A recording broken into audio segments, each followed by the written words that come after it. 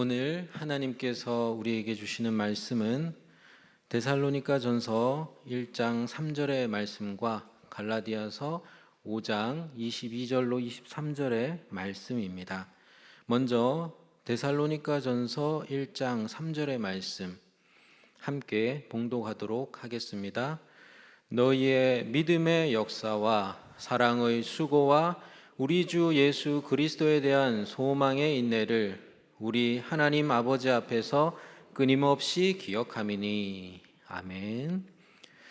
갈라디아서 5장 22절로 23절의 말씀입니다.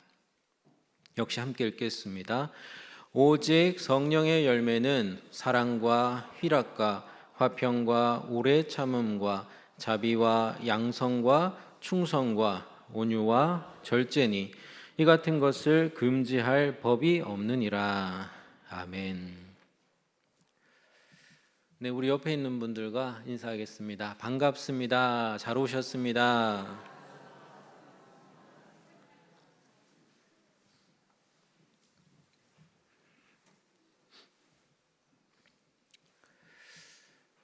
참 짧은 생애인데 잘 산다는 게 뭘까요?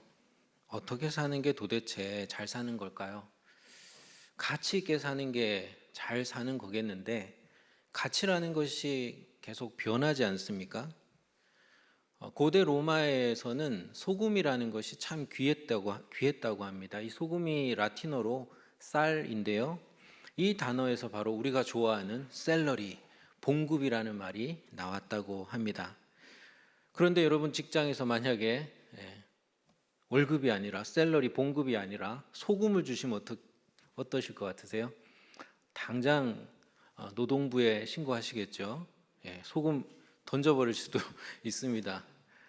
우리는 소금을 원하지 않고 샐러리, 봉급을 원합니다. 소금은 지금도 귀하지만 그 가치는 예전 같지 않습니다. 바다가 오염되면은 또 그 가치는 또 변하겠죠. 이렇게 가치라는 것은 언제나 변하기 마련입니다. 과연 변하지 않는 가치가 있을까?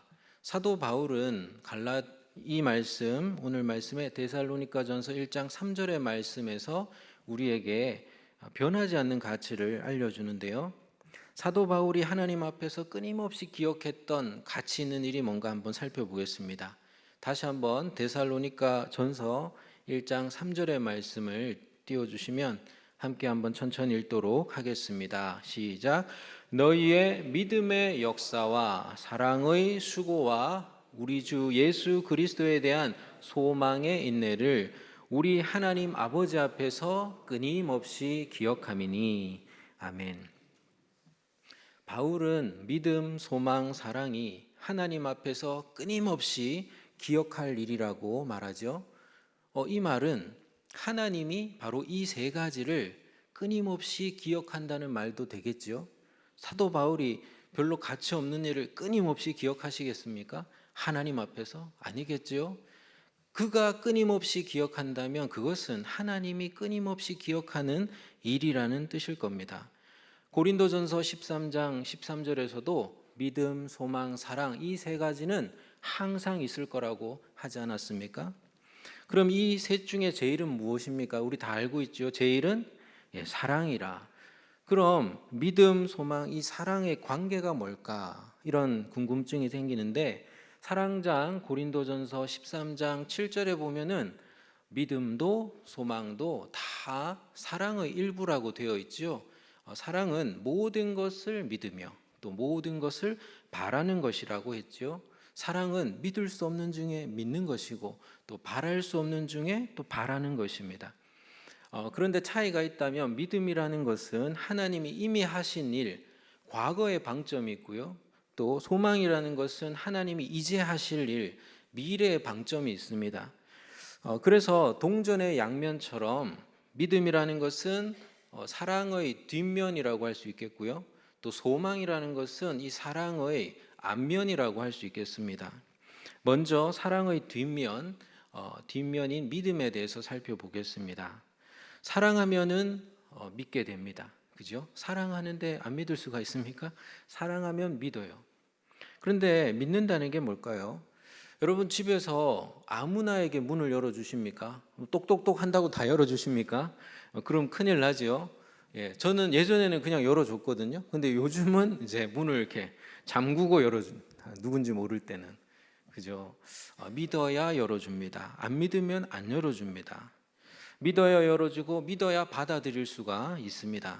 그래서 나의 믿음에는 내가 마음문을 열고 받아들인 상대방이 들어 있습니다. 정말로 상대방이 들어있다는 말이 아니라 상대방의 실상과 상대방의 증거가 들어있는 겁니다. 그래야 상대방을 향하여서 문을 열 수가 있는 것이죠. 예를 들어서 여러분은 지금 제 설교를 듣고 있죠. 제가 성경의 진리를 전한다고 믿고 듣고 있으시죠. 그것은 여러분의 믿음 속에 이미 제가 들어있다는 뜻입니다. 정말로 제가 있다는 말이 아니라 정말로 여러분 마음속에 있을 수 있는 분은 하나님밖에 없지요. 그런 말이 아니라 저에 관한 실상과 증거가 여러분 마음속에 믿음 속에 이미 들어있다는 뜻입니다. 그렇기 때문에 누가 여러분에게 이경훈 목사 알아? 하고 물으면 여러분 안다고 하실 거예요. 그죠? 누가 이렇게 이경훈 목사 알아? 그럼 여러분 뭐라고 하시겠어요? 알지. 그 잘생긴 분. 네, 제 바람을 한번 얘기해 봤습니다. 몇 분은 인상을 쓰고 계신데요. 예, 항상 설교라도 이렇게 걸러서 잘 들으셔야 됩니다. 아무튼 저와 관련해서 여러분이 믿는 바를 그리고 마음에 받아들인 저에 관한 실상과 증거를 그 사람에게 말씀하실 거예요. 하나님 믿는 것도 마찬가지입니다. 하나님을 믿으면 하나님께 마음을 열고 하나님을 받아들이죠. 그러면 우리의 믿음에 하나님의 실상과 증거가 쌓이게 됩니다. 그래서 히브리서 11장 1절에서 이렇게 말씀하죠. 믿음은 바라는 것들의 실상이요 보이지 않는 것들의 증거다. 그러니 하나님이 이미 하신 일을 믿음으로 그 믿음을 가지고서 하나님 앞에서 행동하는 사람은 어떻겠습니까? 그 믿음으로, 어떤 믿음입니까? 하나님에 대한 실상과 증거를 가진 그 믿음으로 하나님 앞에서 행동하는 겁니다. 사실 우리가 읽은 이 말씀 속에서 믿음의 역사라는 것은 기적을 말하는 게 아닙니다. 우리가 조금 오해할 수 있지만 믿음의 행위를 말하는 것이거든요. 그러니까 하나님에 관한 실상이 쌓이고 하나님에 관한 증거가 쌓여서 그 믿음을 가지고 하나님 앞에서 행동하는 것, 그것이 믿음의 역사인데요. 어떻게 행동하겠습니까? 믿음으로 기도할 수도 있고, 또 여러분처럼 지금 믿음으로 예배하러 올 수도 있고, 또 믿음으로 하나님 말씀하시는 것에 순종할 수도 있겠죠. 그게 바로 믿음의 역사인데, 이 믿음의 역사를 하나님께서는 영원히 기억하신다라는 것입니다. 다음으로 사랑의 안면인 소망에 대해서 살펴보겠습니다. 여러분, 사랑하면은 소망하지요. 사랑하면 소망하게 되어 있습니다. 그런데 소망한다는 게 뭘까요? 신의 죽음을 선고했던 철학자 니체는 희망을 이렇게 말했습니다. 희망은 미래의 재앙이다.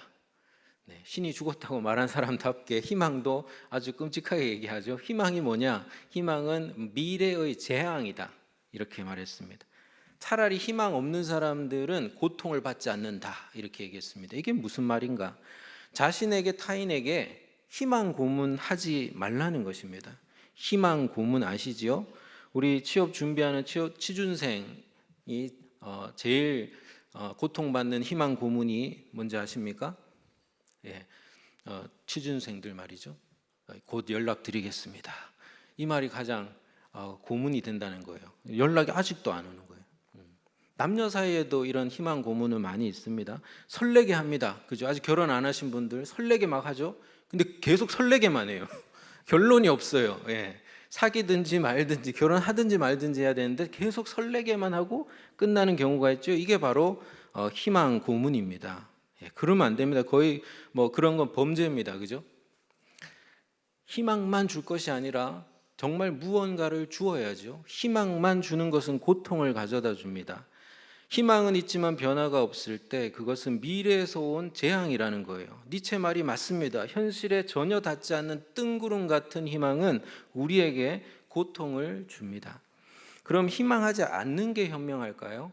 단테의 신곡에서 지옥문에 유명한 글귀가 써 있지요. 이곳에 들어가는 자는 모든 희망을 버려라. 희망을 버리면 지옥에 입장합니다. 그래서 제가 예전 설교에서 절망은 지옥문에 뭐라 그랬습니까? 비밀번호라고 했죠. 절망을 치면 지옥문이 열리는 겁니다. 20세기 독일의 희망의 철학자가 있습니다. 블로흐라는 사람인데, 이 블로흐가 희망의 원리라는 책을 썼습니다. 이 책에서 그는 희망을 뭐라고 하냐면 인간 내면의 빛이라고 말합니다. 인간 내면의 빛. 희망이 없어지면 이 빛이 꺼지는 겁니다. 희망을 약한 것이다, 병적인 것이다 라고 보았던 니체와 달리 이 블로우는 희망이라는 것은 고난을 견디고 그리고 세상을 바꾸는 힘이다라는 것입니다. 희망은 아직 오지 않은 미래, 아직 일어나지 않은 기적, 아직 드러나지 않는 진리를 품고 있는 내일, 그 내일을 보는 눈이라는 것입니다.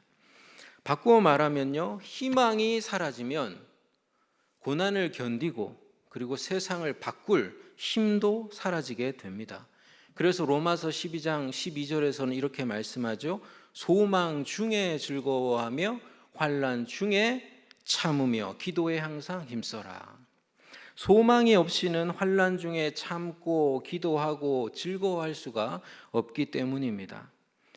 우리가 다 같이 지금 오랫동안 청빙을 위해서 기도하고 있지 않습니까? 담임 목사 청빙을 위해서 우리가 기대하고 기도하며 기다리고 있는데 왜 이렇게 기대하고 기도하며 기다립니까? 기대하지 않으면, 소망하지 않으면 기도하고 기다릴 힘이 사라지기 때문입니다. 여러분, 소망이 있으십니까? 없을 수도 있어요. 근데 소망이 있어야 돼요. 없어질 수 있습니다. 근데 소망이 다시 채워져야 합니다. 여러분, 이 밤이 여러분의 소망이 다시 불이 켜지고 다시 그 기름이 채워지는 밤이 되기를 소망합니다. 이 소망은요, 고난을 견디고 또 세상을 바꾸는 데 있어서 꼭 필요한 힘, 인내, 그 인내의 원천입니다. 이 소망이 있는 사람은 그래서 힘들고 고통스럽고 아프고 지루하고 그런 순간에도 견뎌낼 수가 있는 것입니다. 원천이 있거든요, 원천이. 그런데 믿음과 소망도 원천이 필요합니다. 그게 바로 사랑입니다. 믿음, 소망, 사랑의 관계를 잘 보여주는 말씀이 또 있는데요. 갈라디아서 5장 5절로 6절의 말씀입니다. 우리가 성령으로 믿음을 따라 의의 소망을 기다리노니 그리스도 예수 안에서는 할례나 무할례나 효력이 없으되 사랑으로서 역사하는 믿음뿐이니라 했습니다. 자, 여기서 보시면 무엇을 따라 의의 소망을 기다린다고요? 믿음을 따라. 그리고 그 믿음은 무엇으로서 역사한다고요? 사랑으로서 역사한다. 한번 따라해 주시기 바랍니다. 사랑으로서 역사하는 믿음. 이 표현은 원어로 직역하면 사랑으로 역사하는 믿음이라고 해석할 수도 있고요. 사랑 때문에 역사하는 믿음이라고 번역할 수도 있습니다. 하지만 믿음은 사랑으로 역사하기 전에 사랑 때문에 역사하기도 하지요. 그래서 사랑은 믿음을, 그리고 믿음은 소망을 불러일으킨다라고 할 수 있습니다. 그러니까 이 밤에 여러분, 믿음이 차오르고 소망이 차올라야겠는데 가장 밑바닥에서 무엇이 차올라야 되겠습니까? 사랑이 차올라야 하는 것입니다. 하나님의 사랑이 성령을 통하여 우리의 마음 가운데 충만하게 차오르게 되시기를 축복합니다. 여러분, 이 사랑이 차올라야 합니다. 믿음, 소망, 사랑 중에 제일은 사랑입니다. 사랑에 대해서 좀 더 살펴보겠습니다. 사랑이 뭘까요? 세상이 정의하는 사랑 개념으로는 부족합니다. 노래가 얼마나 많습니까? 사랑에 관한 노래가. 근데 그 사랑에 대한 세상의 정의로는 부족합니다. 왜냐하면 성경이 사랑을 하나님의 본질을 가리키는 용어로 채택을 했기 때문입니다. 세상에 많고 많은 좋은 단어 중에 사랑을 하나님의 본질을 가리키는 용어로 채택했기 때문에 이 사랑이라는 개념은 세상 말로 정의될 수 없고 오직 예수로만 정의될 수가 있습니다. 빌립보서 2장의 말씀에 따르면 예수님은 하나님의 본체이신데, 하나님과 동일하신데 자신을 비워서 종의 형체를 가지사 사람들과 같이 되셨고 십자가에서 죽기까지 자신을 내어주셨습니다. 그러니 예수님이 정의하시는 사랑이 뭐냐? 그 사랑은 자신의 유익을 구하지 않고 이웃의 유익을 구하는 것입니다. 사랑이 뭔지 잘 보여주는 예화가 있습니다. 많이들 아실 수도 있는데 저는 이게 참 인상 깊습니다. 어떤 장애인이 시각 장애인이 밤에 등불을 들고 다니는 거예요. 시각 장애인이요. 그래서 사람들이 묻습니다. 당신은 밤이고 낮이고 간에 어차피 보이지 않는데 왜 등불을 들고 다닙니까? 하고 물으니까 그 사람이 말하기를 이 등불은 저를 위한 게 아니라 남을 위한 것입니다. 밤에 저를 보지 못하고 저와 부딪히실까 봐 제가 들고 다닙니다. 라는 거예요. 다른 사람을 생각하는 것, 남의 유익을 구하는 것, 이것이 바로 사랑입니다. 20세기의 토마스 아퀴나스라고도 불리는 가톨릭의 신학자 발타자르는 이것으로 삼위일체 하나님의 사랑의 신비를 설명합니다. 여러분, 아버지 하나님께서는 영혼 가운데서 아들 하나님을 낳으셨죠. 그런데 이것은 사실 굉장히 곤란한 문제를 가지고 있습니다. 예수님이 마태복음 28장 18절에서 말씀하셨죠. 하늘과 땅의 모든 권세를 하나님 아버지께서 나에게 주셨다. 그러면 하나님 아버지께서는 다 주셨으니까 뭐가 남습니까? 하나님 아버지는 빈손 빈털터리가 되는 거 아닙니까? 하나님 아버지의 신성, 하나님 아버지의 하나님 되심은 어떻게 되는 겁니까? 위태로워지는 거 아닙니까? 그런데 발타자르는 오히려 그럴 때 아버지 하나님의 신성이 충만해진다라고 말합니다. 왜냐하면 하나님의 신적인 본질은 자기를 비우고 자신을 내어주는 사랑이기 때문이라는 것이죠. 사랑은 자기를 비우고 자기를 내어줄 때 오히려 사랑다워진다는 것입니다. 그러니 아버지께서 아들을 위해 자신을 내어주시고 아들이 아버지를 위하여 자신을 내어주고 성령이 성부와 성자를 위하여 자신을 내어줄 때 성삼위 하나님께서는 사랑다워지시고 그래서 신성으로 충만해지시고 그래서 오히려 하나님다워지신다라는 것입니다. 이것이 바로 삼위일체 하나님의 사랑의 신비입니다. 하나님은 이 사랑의 신비에 우리가 참여하기를 원하십니다. 그래서 이 사랑의 참여를 사도 베드로는 신성한 성품에 참여하는 것이라고 표현했습니다. 어릴 때 여러분 친구들이 놀고 있잖아요. 놀이터나 놀고 있어요. 그러면 재밌게 놀고 있으면 어떻습니까? 나도 저게 끼워줬으면 좋겠다. 그래서 만약에 끼워주면 얼마나 신납니까? 나도 저 기쁨에 저 즐거움에 참여하게 되었지 않습니까? 근데 혹시 너 지금 참여할 수 없어. 나중에 참여해. 딴 데 가서 놀아. 그러면 얼마나 속상하고 마음 상합니까? 지금도 그렇잖아요. 누가 재밌게 놀고 있는데 얘기하고 있는데 우리끼리 좀 얘기할 게 있다고 가라 그러면 얼마나 섭섭합니까? 그런데 여러분 우리가 평생 동안 정말로 감사해야 될 제목이 뭐냐면 하나님이 우리를 성삼위 하나님, 삼위일체 하나님의 그 사랑의 신비에 우리를 참여시켜 주셨다라는 사실입니다. 여러분 그런데 이 사랑의 신비에 참여한다라는 것이 얼마든지 추상적인 이야기로 끝날 수가 있습니다. 어떻게 참여할 수 있을까요? 참여하는 것과 구경하는 것의 차이가 뭘까요? 그것은 바로 구체성에 달려 있습니다. 사랑이 추상적이고 막연한 것으로 그치면 아직 구경하고 있는 겁니다. 사랑은 참여할수록 구체적이 됩니다. 그래서 믿음의 역사, 행위로 나타나고요. 소망의 인내로 나타나고요. 사랑의 수고로 나타나는 거예요. 믿음, 소망, 사랑을 얘기하면서도 믿음의 역사가 없고 소망의 인내가 없고 사랑의 수고가 없다면 나는 지금 그냥 추상화를 그리고 있는 겁니다. 아직 나는 참여하고 있지 않은 것입니다. 이 사랑이 점점 구체화되는 것을 잘 보여주는 말씀이 바로 갈라디아서 5장 22절로 23절의 말씀입니다. 한번 띄워주시면 같이 천천히 한번 읽어보겠습니다.